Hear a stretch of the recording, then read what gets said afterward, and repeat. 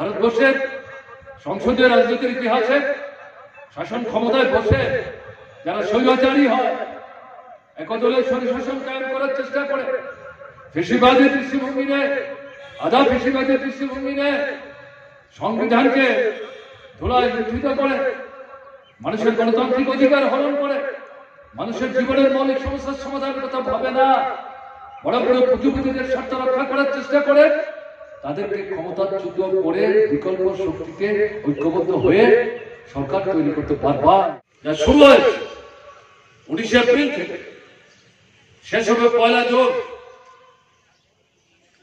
এটা ব্যতিক্রম ধরনের নির্বাচন আমাদের দেশের 90 কোটি নির্বাচকদের সামনে উপস্থিত হয়েছে। অস্বাভাবিক পরিস্থিতিতে এই নির্বাচন ভারতবর্ষে অনুষ্ঠিত হচ্ছে। তাৎপর্য 77-এর নির্বাচনকে বাদ দিলে পরে মাঝের যে নির্বাচনগুলো হয়ে গেছে তার চাইতেও অনেক বেশি গুরুত্বপূর্ণ। কেন বলছি এই কারণে, প্রশ্ন উঠেছে আমাদের স্বাধীনতা সংগ্রামের মধ্য দিয়ে যে দেশটা তৈরি হয়েছে, যে দৃষ্টিভঙ্গি নিয়ে, যে ভাবনা নিয়ে যেভাবে এগিয়ে যাওয়ার চেষ্টা করছে, বিজেপি শাসনে যা চলছে গত 10 বছর, আবার যদি তারা জিতে সরকারে আসতে পারে, এই দেশটাকে রক্ষা করা যাবে। এই দেশ পরিচালিত হচ্ছে আমাদের দেশের জনগণ তৈরি করেছেন যে সংবিধান, সেই সংবিধান নিজেরাই হাতে তুলে নিয়েছেন এবং এই সংবিধানকে ভিত্তি করে দেশ চালাচ্ছেন। 5 বছর পর পর যে লোকসভা নির্বাচন হয়, মানুষ ভোট দিয়ে যাদেরকে সাংসদ করে সংসদে পাঠান, সংখ্যাগরিষ্ঠ যারা তারা সরকার তৈরি করেন, তারা এই সংবিধানকে ভিত্তি করে সরকার চালান। এখন 10 বছরের বিজেপি শাসন এই সংবিধানকে গুরুত্বই দিতে চাইছে। তারা তাদের মতো সরকার রাষ্ট্র পরিচালনা করবার চেষ্টা করছে। এই সংবিধান রক্ষা করা যাবে, এটা এই নির্বাচনের মুখে আমাদের দেশের নির্বাচন মন্ডলীর সামনে উপস্থিত হয়েছে। এই সংবিধানের গুরুত্বপূর্ণ যে বিষয় গণতন্ত্র, তার মধ্যে সবচেয়ে গুরুত্বপূর্ণ সংসদীয় গণতন্ত্র।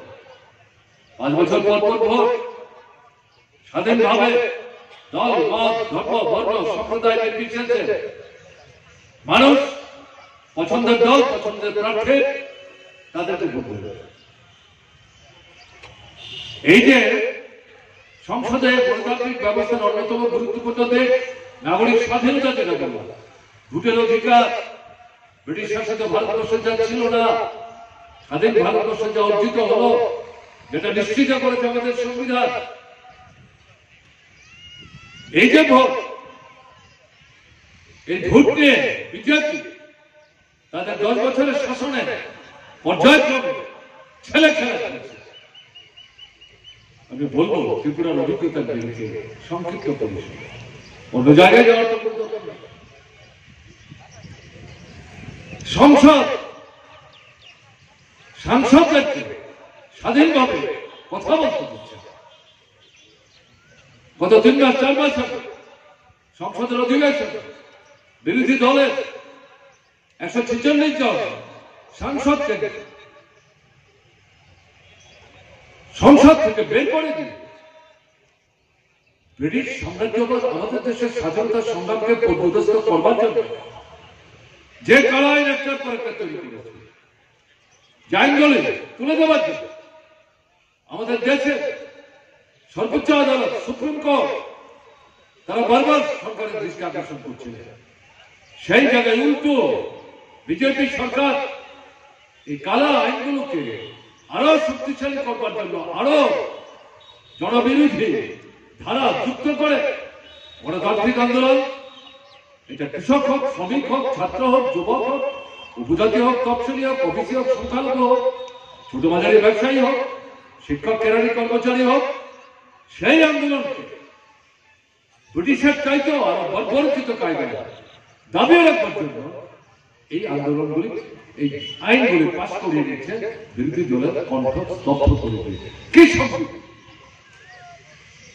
কি সংসদীয় রাজনীতি, কি পার্লামেন্ট, কি ভোট, তার গুরুত্ব, তার তাৎপর্য কোথায়? এই যে প্রশ্নগুলো, এই প্রশ্নগুলো উপস্থিত হয়েছে আবার দেখুন 24 নির্বাচন আরএসএস নিয়ন্ত্রিত বিজেপি সরকার তৈরি করে, তাহলে দেশকে তার বুকের উপর দিয়ে অত্যাচারের স্টিম রোলার চালাবে। একজনই কথা বলবেন, একটাই দল থাকবে, একটাই ভাষা, একটাই সংস্কৃতি, এই স্লোগান তারা তুলেছেন। সংবিধান ধ্বংস করে দিল, মনোবাদী দৃষ্টিভঙ্গি নিয়ে, যেখানে মহিলাদের গুরুত্ব নাই, তফসিলি পেছনে পড়া মানুষ, উপজাতি দলের তাদেরকে মানুষ বলে গণ্য করে না, উচ্চবিত্ত যারা তাদের পদসেবা করবার জন্য নাকি তাদেরকে ভগবান সৃষ্টি করেছেন, এদের কোনো অধিকার নাই। এটাই মনোবাদী দৃষ্টিভঙ্গি।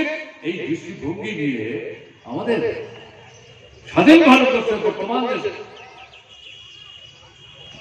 আমাদের এই সংবিধান তাকে পাল্টে নতুন সংবিধান তৈরি করবার চেষ্টা করছে। আমাদের সংবিধানের অন্যতম গুরুত্বপূর্ণ বিষয়টি ধর্মনিরপেক্ষতা। ব্রিটিশ আমাদের দেশ থেকে ভাগ করে দিয়ে গেছে। হিন্দুস্তান, পাকিস্তান ধর্মের ভিত্তিতে আমরা কংগ্রেস যেটা বিরোধিতা করেছি, মোহনদাস করমচাঁদ গান্ধী, যাকে মহাত্মা গান্ধী বলা হয়, তিনি তার বিরোধিতা করেছেন, কিন্তু ব্রিটিশ ভাগ করে দিয়ে গেছে। আমি কালকেও বলছি, 15ই আগস্ট সারাদিন নিজেকে গৃহে বন্দী রেখে অনাহারে দিন কাটিয়েছেন মোহনদাস করমচাঁদ গান্ধী। তার সহযোগীরা তাকে জিজ্ঞেস করছেন, বাবু আপনি তো এই স্বাধীনতার জন্য লড়াই করেছেন, সেই স্বাধীনতা অর্জিত হয়েছে, আপনি গৃহবন্দী কেন, কেন আপনার ঘর থেকে বেরোচ্ছেন না, কেন আপনি আজকে কোনো খাবার নিচ্ছেন না? গান্ধীজি বলছিলেন, আজকে হচ্ছে আমার জীবনের সবচেয়ে দুঃখের দিন, বেদনার দিন। কেন কথা বলছেন? এরকম স্বাধীনতা আমি চাই না। দেশ টুকরো করে ধর্মের ভিত্তিতে ভারতবর্ষের মানুষদের মধ্যে বিভাজন তৈরি করে, বিষম বৃক্ষ রোপণ করে যে স্বাধীনতা, খণ্ডিত স্বাধীনতা আমাদের তারা দিয়েছে, এই স্বাধীনতা আমি চাই না। এটা সংবিধান, এটা পারে না। কাজে এই জায়গায় আজকে প্রশ্ন উঠেছে, এরা যদি নির্বাচিত হয়ে সরকার তৈরি করতে পারে 24-এ, সমস্ত ধ্বংস হয়ে যাবে। এ কারণে যে 28টা রাজনৈতিক দল এক হয়ে স্লোগান দিয়েছে, 24-এর নির্বাচনে তাদেরকে পরাস্ত করতে হবে, বিকল্প সরকার তৈরি করতে হবে। যে সরকার এই সংবিধান রক্ষা করবে, তাকে আরো সংহত করবার চেষ্টা করবে, গণতন্ত্র রক্ষা করবে,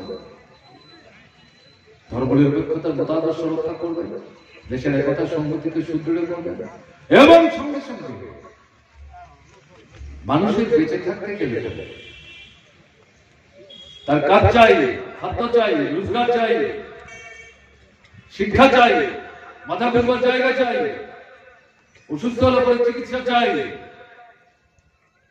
এগুলো বাদ দিয়ে আপনার যে কোনো দল, যে কোনো মত থাকুন, যে কোনো ধর্মের আপনি অনুসারী হন, আপনি বাঁচবেন। কাজে সংবিধানের কথা বলা হচ্ছে, গণতন্ত্রের কথা বলা হচ্ছে, ধর্মনিরপেক্ষতার কথা বলা হচ্ছে, কিন্তু এই মৌলিক মানুষ হিসেবে বেঁচে থাকার জন্য, অস্তিত্ব রক্ষার জন্য এই যে বিষয়গুলো, এগুলোকে কম গুরুত্ব দিলে চলবে না। কারণ গণতন্ত্রের পেটের ক্ষুধা দূর হয় না। পেটের ক্ষুধা দূর করবার জন্য যে লড়াই, দাবি আদায়ের যে লড়াই, তার জন্য গণতান্ত্রিক অধিকার আছে। এই জায়গায় গণতন্ত্র এবং পেটের ক্ষুধা সংগ্রামের সম্পর্ক। এখানটাতে এই মৌলিক যে বিষয়গুলো, এগুলো সমাধান করবার জন্য বিকল্প যে সরকারটা তৈরি করবার আহ্বান নিয়ে বিজেপিকে পরাস্ত করবার জন্য দেশের জনগণের কাছে ইন্ডিয়া ব্লকের তরফ থেকে অনুরোধ জানানো হয়েছে তার বাস্তবতা।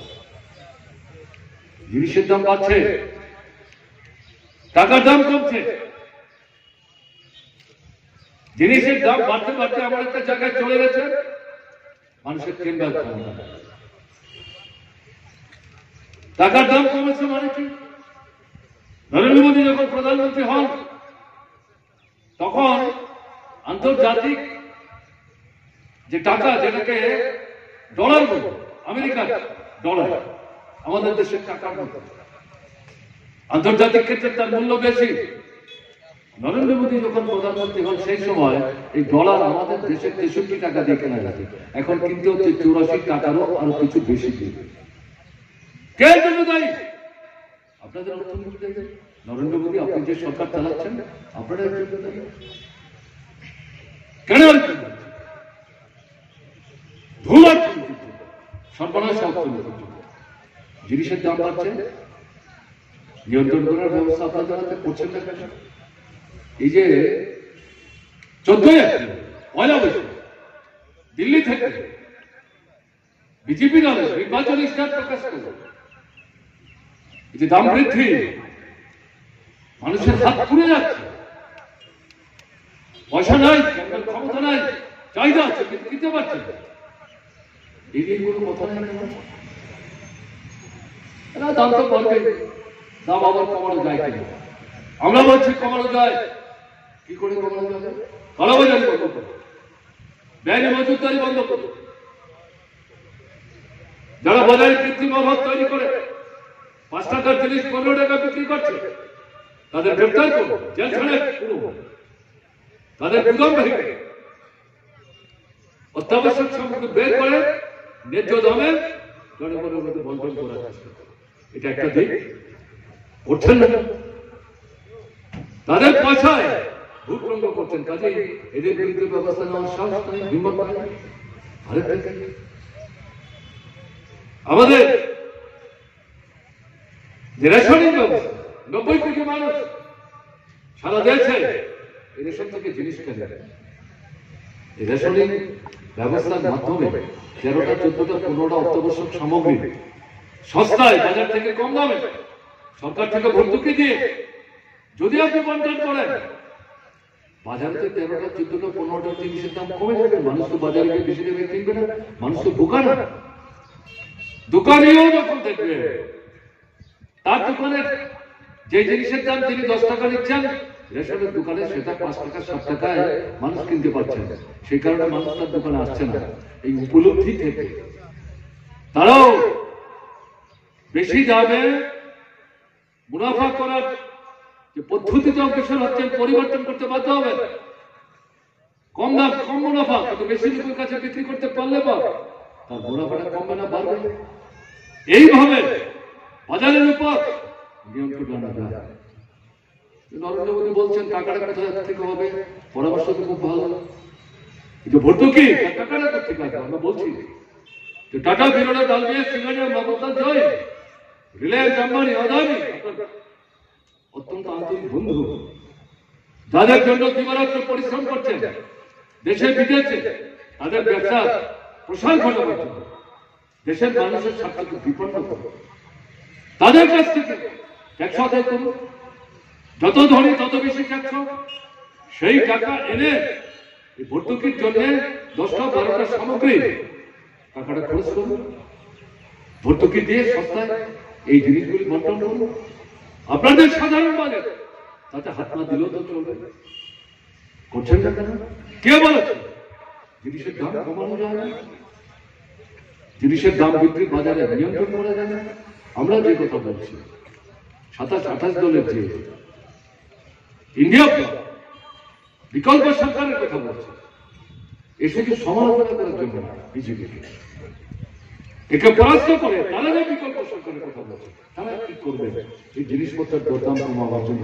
যে কথাগুলো আমি আপনাদের সঙ্গে বললাম, এগুলো আমার মস্তিষ্ক প্রসূত। এটাই ভালো, এটাই কি নতুন সরকার তৈরি হলে তো এটাই তাদের করতে হবে। যদি সরকারে বসে দেওয়া প্রতিশ্রুতি ভুলে যান, মানুষই কিন্তু আবার তাদেরকে টেনে গিয়ে ক্ষমতা গতি থেকে নামাবে, এটাই জীবনের অভিজ্ঞতা। কাজে তারাও সতর্ক করতে হবে। এবং বর্তমান সময়ে পৃথিবীর শাসনে এর আগেও ছিল না, আগে থেকে আমরা দাবি করছি, এখন আমরা দাবি করছি রাষ্ট্রায়ত্ত সংস্থা, আধা সরকারি সংস্থা, সেগুলোতেও যাদেরকে নিয়োগ করা হবে সংরক্ষণের ব্যবস্থা রাখতে হবে। উপজাতিদের জন্য, তপশিলীদের জন্য কেন্দ্রের মধ্যে বিকল্প সরকার তৈরি, ইন্ডিয়া ইন্ডিয়া ব্লকের উদ্যোগ, এটা করতে হবে। আজকের দিনে ভারতবর্ষে অর্থনীতির ক্ষেত্রে দুটো হচ্ছে সবচেয়ে বড় গুরুত্বপূর্ণ সমস্যা, কৃষক এবং কৃষি। ফসল যে পয়সা খরচ করে তৈরি করছেন, উৎপাদন করছেন, বাজার জায়গায় বিক্রি করতেন, খরচার পয়সা হচ্ছে না।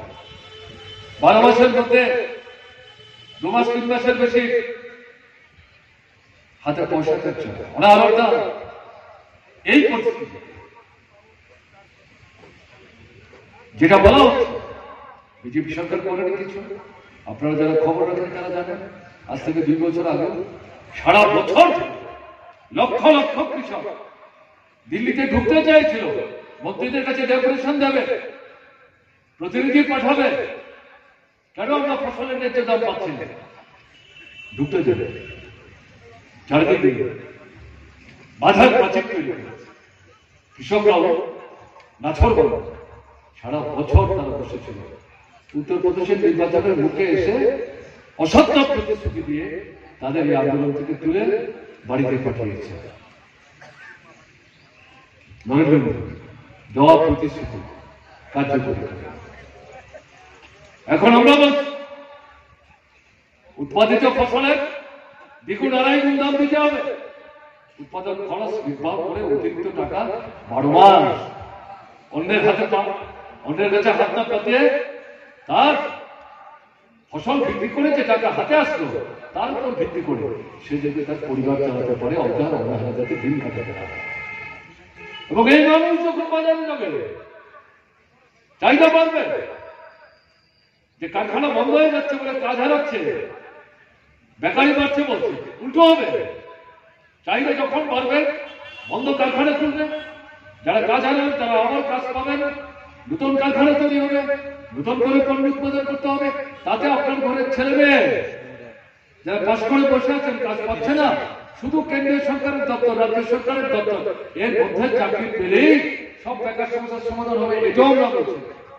অন্যান্য জায়গায় সেখানেও বাজার সংস্থান তৈরি করতে হবে। এই পদ্ধতি অনুসরণ করলে পর কৃষকের হাতে যদি ঠিকভাবে পয়সা দেওয়া যায়, তাহলে সেখানে নতুন কারখানা হলে আপনার ঘরের ছেলে মেয়েরও কাজের সুবিধা হবে। এই সবটা মিলিয়ে ইন্ডিয়া জনগণের সামনে এই বিষয়গুলো উপস্থিত করে বলা হচ্ছে, এদেরকে পড়াশোনা করতে হবে। সরকারের সর্বনাশ 102টা কেন্দ্রে গত 19 তারিখ 543-এর মধ্যে হয়েছে 21টা রাজ্যে। এখন ফলাফল তো বেড়ে বেড়ে ফলাফল করে 4টা, কিন্তু নানা বিশেষজ্ঞরা সংবাদপত্রের সঙ্গে যুক্ত অথবা রাজনৈতিক খবর সংগ্রহ করেন, নিজেদের মতো করে তথ্যাদি একসাথে এনে মূল্যায়ন করে বিশ্লেষণ করেন। তারা কি বলছেন? বিজেপির অবস্থা ভালো না। এটা আমাদের কথা না, আমি তাদের কথা বলছি। গত নির্বাচনে 19-এর নির্বাচনে পুলওয়ামার কাণ্ড ঘটিয়ে 42 জন সিআরপিএফ সন্ত্রাসবাদীদের হাতে খুন হয়। খুন হতো না যদি কেন্দ্রের সরকার তৎকালীন জম্মু কাশ্মীরের রাজ্যপালের প্রস্তাব শুনে গাড়িতে করে 200 কিলোমিটার দূরে সিআরপিকে না পাঠিয়ে হাওয়াই জাহাজে করে যদি পাঠাতো, সন্ত্রাসবাদীরা তাদের আক্রমণ করতে পারত না। এই ঘটনা ঘটে যাওয়ার পর 42 জন শহীদের মৃতদেহ কাঁধে নিয়ে বিজেপি দল, প্রধানমন্ত্রী সহ আপনার চোখের জলে বুক ভাসিয়ে এটা নাটক, একটা আবেগ তৈরি করে, মুসলিমদের বিরুদ্ধে, পাকিস্তানের বিরুদ্ধে ঘৃণার সৃষ্টি করে ভোট বৈতরণী পার হওয়ার চেষ্টা করেছে। রাজ্যপাল বলেছে এই ঘটনা ঘটতো না, এটা এড়ানো যেত। আমার প্রস্তাব পরামর্শ শুনে নেই, তাকে রাজ্যপালের দায়িত্ব থেকে সরিয়ে দিয়েছে। এখন তাকে জেলখানায় ঢুকাবার চেষ্টা করছে। আজ থেকে দিন 20-21 আগে তিনি বলেছেন জেলকে আমি ভয় পাই না। তিনি হাসপাতালে আছেন, তার বাড়িতে লোক পাঠিয়েছে, ইডির লোক, সিবিআই এর লোক, বলছে খুব খুঁজো, কিছু ছেঁড়া জামা কাপড় পাবেন, আমার বইপত্র কাগজ কলম পাবেন, আর কিছু পাবেন না। জেলের ভয়। তিনি তার একদিন পরে ভারতবর্ষের নির্বাচন মন্ডলীর উদ্দেশ্যে আবেদন করেছেন, এদেরকে পরাস্ত করুন। আমি আমার জন্য বলছি না, দেশের জন্য বলছি, রাষ্ট্রের জন্য বলছি, সংবিধানের জন্য বলছি, আইনের জন্য বলছি, গণতন্ত্রের জন্য বলছি। দুঃশাসন এরা আবার যদি আসতে পারে সর্বনাশ করবে। তার কথা বলছে। এখন কি দেখা গেল, এই যে 19-এর ভোটটা হলো, যার মধ্যে আমাদের ত্রিপুরারও একটা কেন্দ্রের ভোট হয়েছে পশ্চিমাঞ্চল, যাকে আমরা সমর্থন করেছিলাম। আপনাদের সামনে কংগ্রেস দলের সভাপতি হিসেবে তিনি কথা বলেছেন, আমি পরে বলবো। মূল্যায়ন করার পরে আমি গত 3-4 দিন যাবত দেখছি তারা কি বলছেন, 19-এর লোকসভা নির্বাচনে এখানে 102টা ভোট হয়েছে। তারা বলছেন তখন প্রথম ভোটে 102 না, এটা সম্ভবত 96 থেকে 98 আসনে ভোট হয়েছে। তাতে বিজেপি যত আসন পেয়েছিল, এবারকার তাদের মূল্যায়ন হচ্ছে তার চাইতে আসন অর্ধেক কমে যাবে।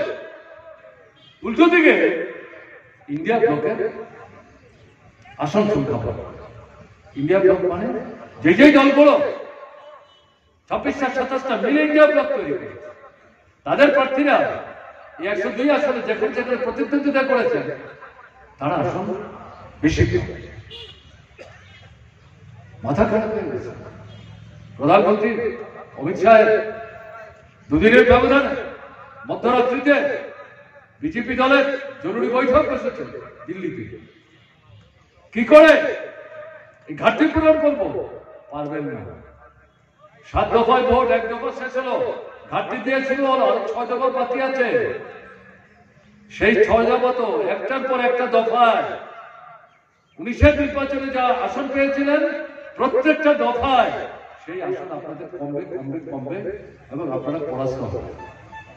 এই পূর্বাভাস প্রথম দফার ভোটের মধ্য দিয়ে সামনে চলে এসছে। ঐক্যবদ্ধ হচ্ছে, এরাই ঐক্যবদ্ধ হবে। 77-এর নির্বাচনে ইতিহাস তৈরি করেছে। মোরারজি দেশাইকে প্রধানমন্ত্রী করেছে। পরবর্তী সময় ভিপি সিং এই ঐক্যবদ্ধ শক্তি শাসক দলের বিরুদ্ধে যারা, তাদেরকে ক্ষমতাচ্যুত করে তাকে প্রধানমন্ত্রী করেছে। এইচডি দেবেগৌড়া এই বিরোধী দলগুলো শাসন ক্ষমতায় যারা ছিলেন বিজেপি পরাস্ত করে ক্ষমতার থেকে হটিয়ে এইচডি দেবেগৌড়া কে থেকে চিন্ত কর্ণাটকের তৎকালীন মুখ্যমন্ত্রী কংগ্রেস দলে সারাদিন খুঁজে তাকে বের করে আনা, তাকেই প্রধানমন্ত্রী করা। ডক্টর মনমোহন সিং তিনি নিজেও জানতেন না তিনি প্রধানমন্ত্রী, তার দলের কেউ না কেউ হতে পারে, কিন্তু তাদের দলের পাওয়া আসনের শক্তির ভিত্তিতে তাদের দল থেকে প্রধানমন্ত্রী হওয়া যায় না। শাসক দল বিজেপিকে ক্ষমতাচ্যুত করবার জন্য যারা ঐক্যবদ্ধ হয়েছে তার মধ্যে কংগ্রেসের ছিল, তারা শেষ পর্যন্ত ডক্টর মনমোহন সিংকে প্রধানমন্ত্রী করে। কাজে এই যে কথাগুলো বলছি কল্পিত না। ভারতবর্ষের সংসদীয় রাজনীতির ইতিহাসে শাসন ক্ষমতায় বসে যারা স্বৈরাচারী হয়, একদলীয় স্বৈরশাসন কায়েম করার চেষ্টা করে, ফেসিবাদের দৃষ্টিভঙ্গি নেয়, আধা ফেসিবাদের দৃষ্টিভঙ্গি নেয়, সংবিধানকে ধুলায় লুণ্ঠিত করে, মানুষের গণতান্ত্রিক অধিকার হরণ করে, মানুষের জীবনের মৌলিক সমস্যার সমাধানের কথা ভাবে না, বড় বড় পুঁজিপতিদের স্বার্থ রক্ষা করার চেষ্টা করে, তাদেরকে ক্ষমতাচ্যুত করে বিকল্প শক্তিকে ঐক্যবদ্ধ হয়ে সরকার তৈরি করতে পারবার স্বাধীনতার পর ভারতবর্ষের বিভিন্ন রাজনৈতিক দল এটা প্রমাণ করেছে।